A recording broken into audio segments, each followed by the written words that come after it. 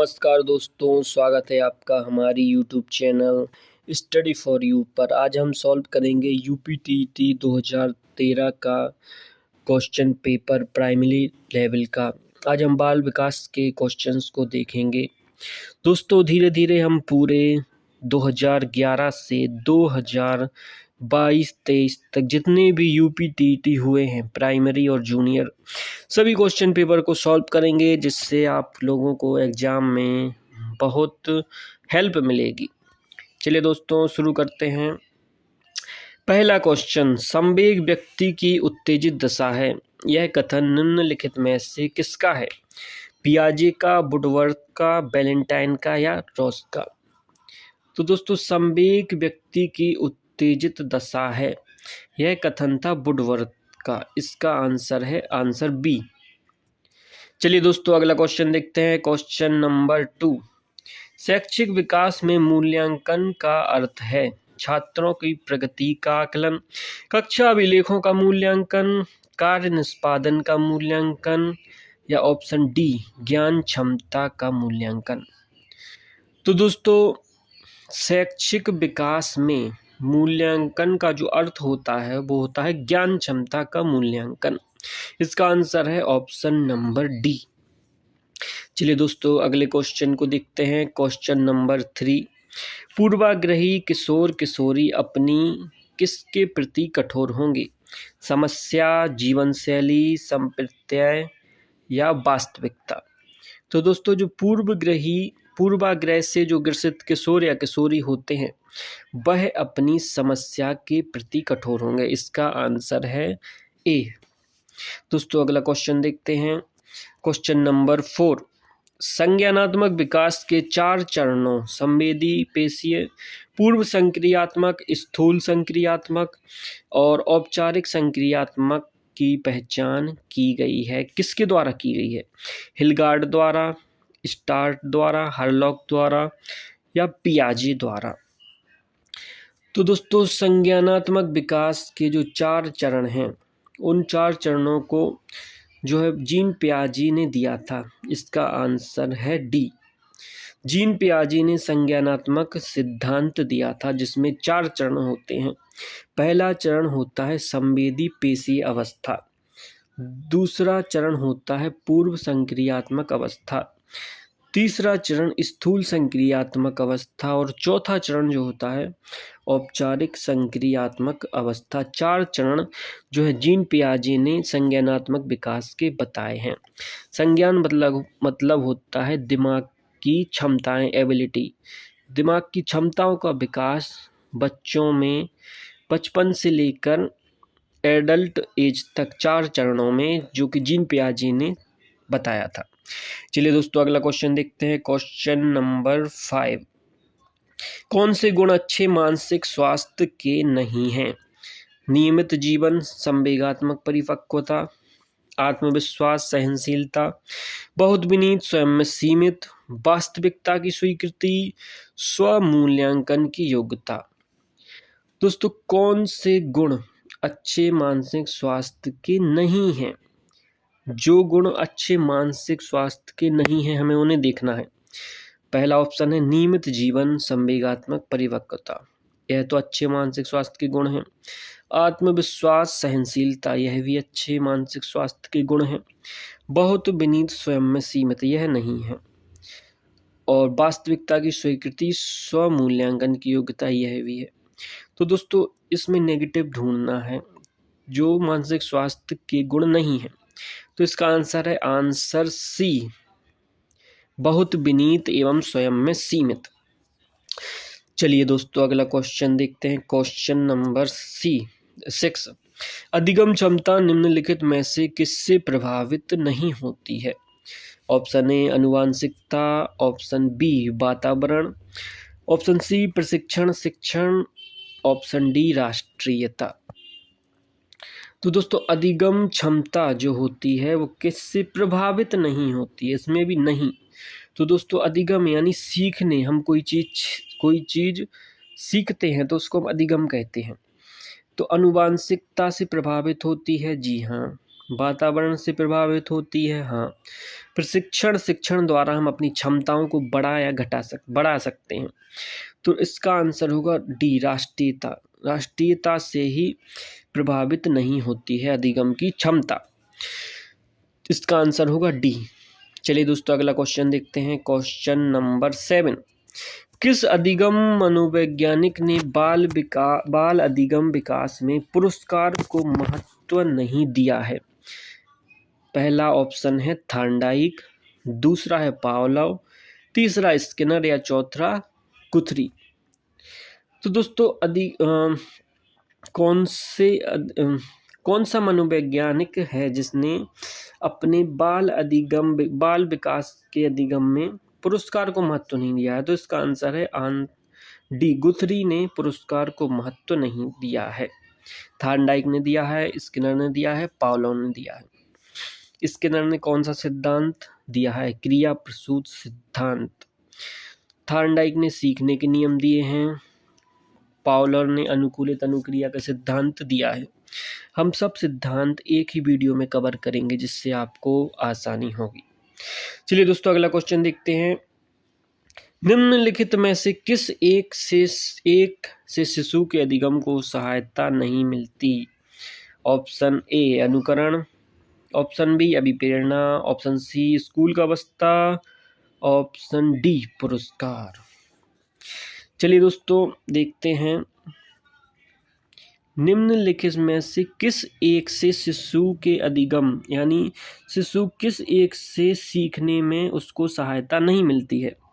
अनुकरण द्वारा तो ही ये मिलती है, अभिप्रेरणा यानी मोटिवेशन द्वारा भी उसको सहायता मिलती है, स्कूल का अवस्था इससे नहीं मिलती, पुरस्कार से सहायता मिलती है। यानी क्वेश्चन यह कहना चाह रहा है कि इनमें से कौन सा ऑप्शन है जिससे शिशु के अधिगम यानी सीखने में सहायता नहीं मिलती है? तो इसका आंसर है ऑप्शन नंबर सी। चलिए दोस्तों अगला क्वेश्चन देखते हैं, क्वेश्चन नंबर 9। स्वकेंद्रित अवस्था होती है बालक के जन्म से 2 वर्ष तक, या जन्म 3 वर्ष से 6 वर्ष तक, या 7 वर्ष से किशोरावस्था तक, या ऑप्शन डी किशोरावस्था में। तो दोस्तों जो स्वकेंद्रित अवस्था होती है बालक की वह होती है 3 से 6 वर्ष की। इसमें बालक अपने ही खेलों में मगन होता है, अपने ही दुनिया में मगन होता है। चलिए दोस्तों अगला क्वेश्चन देखते हैं, माँ बाप के साए से बाहर निकल अपने साथी बालकों की संगत को पसंद करना संबंधित है? ऑप्शन ए किशोरावस्था से, ऑप्शन बी पूर्व किशोरावस्था से, ऑप्शन सी उत्तर बाल्यावस्था से, या ऑप्शन डी शैशवावस्था से। चलिए देखते हैं, माँ बाप के साए से बाहर निकल के मतलब ऐसी कौन सी अवस्था है जिसमें बच्चे अपनी साथी की संगत को ज़्यादा पसंद करते हैं बजाय माँ बाप की संगत की? तो दोस्तों इसका आंसर है ऑप्शन नंबर बी, पूर्व किशोरावस्था, जब बच्चे अपने फ्रेंड सर्कल में अपने दोस्तों के साथ ज़्यादा रहना पसंद करते हैं। चलिए दोस्तों अगला क्वेश्चन देखते हैं, क्वेश्चन नंबर 11। सीखने का प्राथमिक मूलभूत नियम संबंधित है अभ्यास कार्य से, परिणाम की अपेक्षा से, प्रशंसा से, या तत्परता से? तो दोस्तों सीखने का जो प्राथमिक मूलभूत नियम है वह है तत्परता से। जो सीखने के नियम दिए हैं वह दिए हैं थॉर्नडाइक ने। इसमें मूलभूत नियमों में तत्परता का नियम भी शामिल है।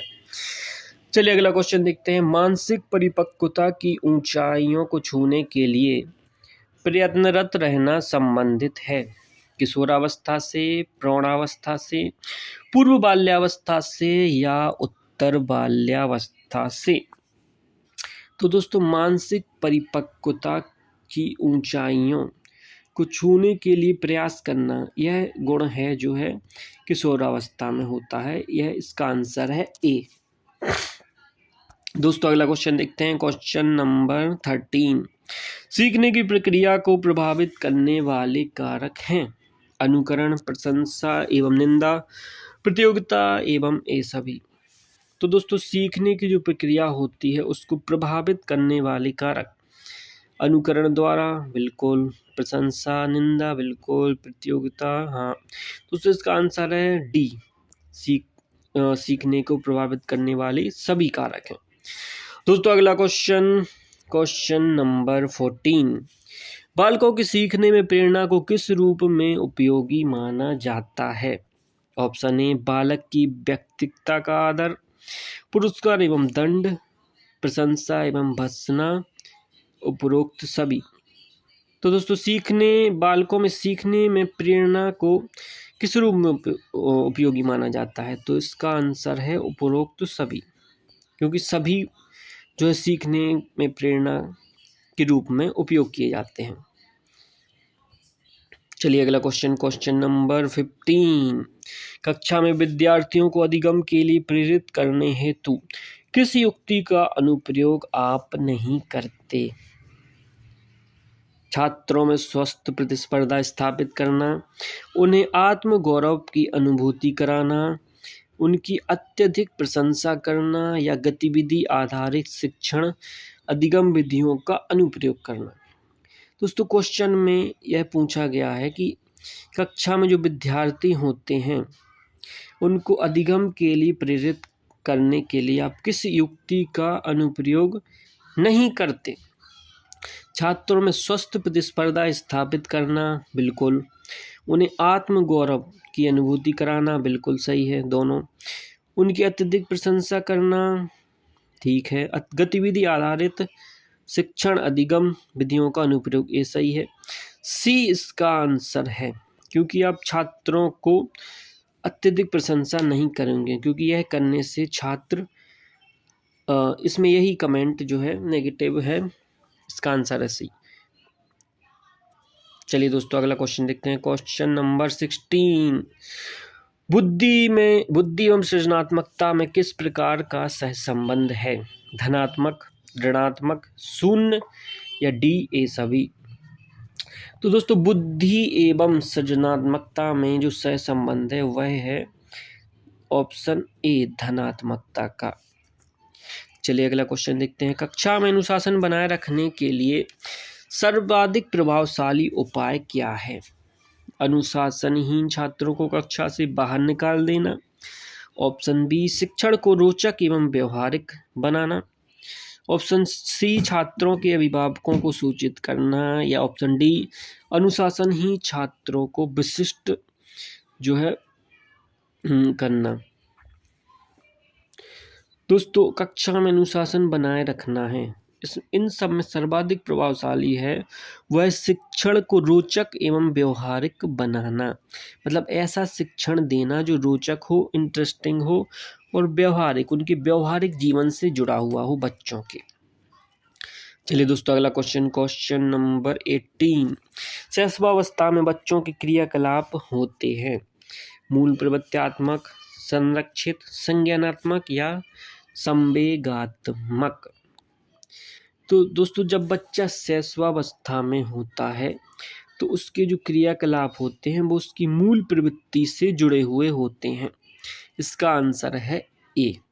चलिए दोस्तों अगला क्वेश्चन नंबर 19, जिन विद्यालयों में समेकित शिक्षा दी जाती है उनके जो शिक्षक होते हैं वो किस क्षेत्र विशेष में प्रशिक्षित करना चाहिए? ऑप्शन ए, विशेष आवश्यकता वाले बच्चों की पहचान और शिक्षण, ऑप्शन बी, व्याख्यान विधि द्वारा शिक्षण, ऑप्शन सी, क्रियात्मकता के साथ शिक्षण।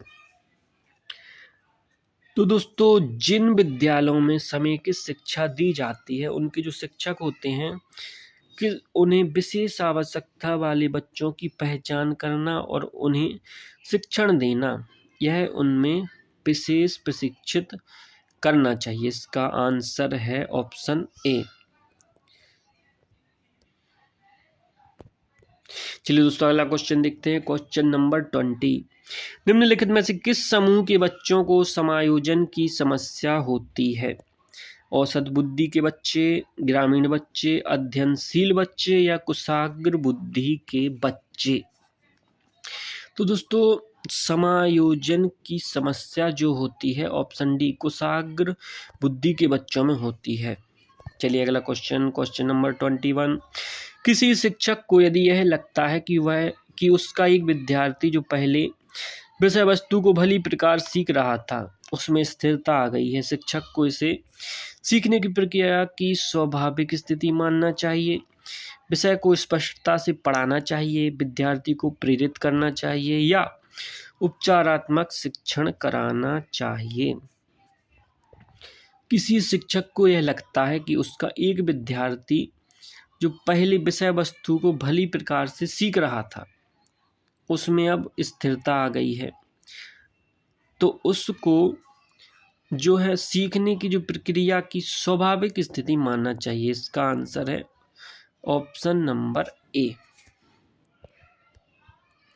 चलिए दोस्तों अगला क्वेश्चन देखते हैं। Question number 22। आपकी कक्षा के एक विद्यार्थी की प्रवृत्ति को यदि शिक्षक बदलना चाहता है तो उसे ऑप्शन ए विद्यार्थी के साथ कड़ाई से पेश आना चाहिए, ऑप्शन बी कक्षा के अन्य विद्यार्थियों को उससे ना जानने योग्य दूरी बनाए रखने के लिए कहना चाहिए, ऑप्शन सी उसके समूह के सभी सदस्यों की प्रवृत्ति बदलनी होगी या ऑप्शन डी विद्यार्थी को पढ़ने के लिए प्रेरित करना होगा। तो दोस्तों कक्षा के जो विद्यार्थी उसकी प्रवृत्ति को बदलना है तो शिक्षक को क्या करना चाहिए? क्या कड़ाई से पेश आना चाहिए? नहीं। विद्यार्थियों को उससे ना जानने योग्य दूरी बनाए रखने के लिए कहना चाहिए? बिल्कुल नहीं। उसके समूह के सभी सदस्यों की प्रवृत्ति बदलनी होगी? बिल्कुल नहीं। विद्यार्थियों को पढ़ने के लिए प्रेरित करना होगा? बिल्कुल। यही इसका आंसर है ऑप्शन नंबर डी, उस विद्यार्थी को पढ़ने के लिए प्रेरित करना होगा। चलिए दोस्तों अगला क्वेश्चन देखते हैं। Question number 23।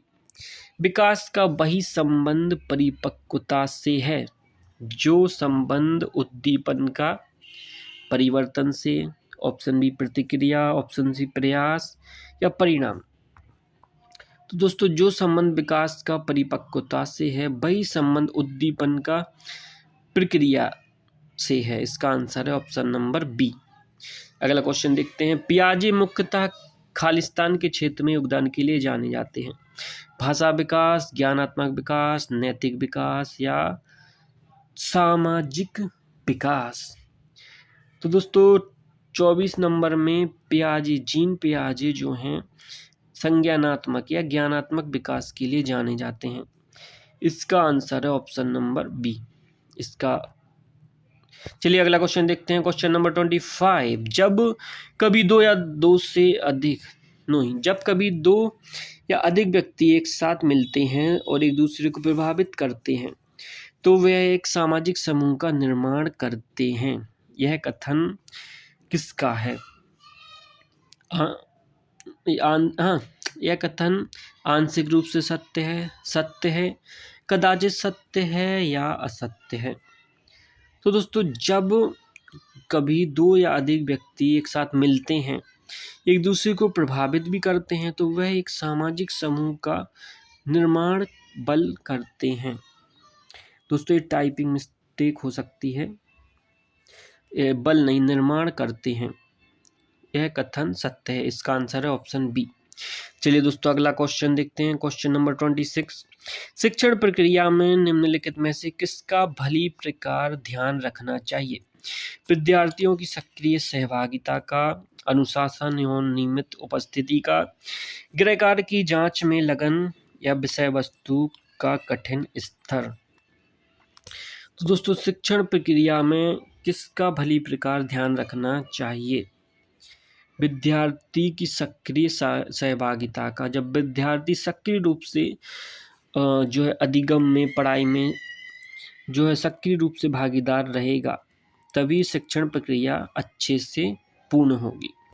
चलिए दोस्तों अगला क्वेश्चन देखते हैं। Question number 27। निम्नलिखित व्यक्तियों में से कौन अपने बच्चों को आंतरिक प्रेरणा दे रहा है? ऑप्शन ए फादर रॉबर्ट अपनी कक्षा के उन बच्चों को चॉकलेट देते हैं जो अच्छा व्यवहार करते हैं। अगली कक्षा में कक्षान्नति पाने पर नंद कुमार अपने पुत्र को कहानी की पुस्तकें देते हैं। अपने पुत्र को जन्मदिन पर गिरिजेश कुमार दावत देते हैं। विज्ञान विषयों में सर्वोत्तम अंक पाने पर राकेश कुमार अपने पुत्र की प्रशंसा करते हैं। तो उसमें यह बताना है कि कौन अपने बच्चों को आंतरिक प्रेरणा देता है। आंतरिक प्रेरणा तब आती है, ऑप्शन ए देखते हैं। ऑप्शन ए में चॉकलेट दी जाती है जो कि बाह्य प्रेरणा है। ऑप्शन बी में पुत्र अपने पुत्र को कहानी की पुस्तकें देता है जो भी बाह्य प्रेरणा है। ऑप्शन सी अपने पुत्र को जन्मदिन पर गिरिराज दावत देता है जो कि बाह्य प्रेरणा है। और विज्ञान विषयों में सर्वोत्तम अंक पाने पर राकेश कुमार अपने पुत्र की प्रशंसा करता है जो कि आंतरिक प्रेरणा। इसका आंसर है ऑप्शन नंबर डी। चलिए दोस्तों अगला क्वेश्चन देखते हैं। बच्चों के सामाजिक विकास में विशेष महत्व किसका है? खेल का, बाल साहित्य का, दिनचर्या का या संचार माध्यम का? तो दोस्तों बच्चों के सामाजिक विकास में सबसे ज़्यादा जो विशेष महत्व है वह होता है खेल का। खेल के जरिए ही बच्चे का शारीरिक विकास और सामाजिक विकास दोनों होता है। चलिए अगला क्वेश्चन। भाटिया बैटरी का प्रयोग निम्नलिखित में से किसके परीक्षण हेतु किया जाता है? व्यक्तित्व, बुद्धि, सृजनात्मकता या अभिवृत्ति? तो दोस्तों जो भाटिया बैटरी परीक्षण होता है वो बुद्धि परीक्षण से संबंधित है। इसका आंसर है बी। दोस्तों अगला और लास्ट क्वेश्चन है। कोहलबर्ग का विकास सिद्धांत निम्न में से किससे संबंधित है? भाषा विकास, संज्ञानात्मक विकास, नैतिक विकास या सामाजिक विकास? तो दोस्तों कोहलबर्ग का सिद्धांत जो है नैतिक विकास से संबंधित है। इसका आंसर है सी, कोहलबर्ग का नैतिक विकास। चलिए दोस्तों आज का क्वेश्चन पेपर ख़त्म हुआ। अब आगे और क्वेश्चन देखेंगे।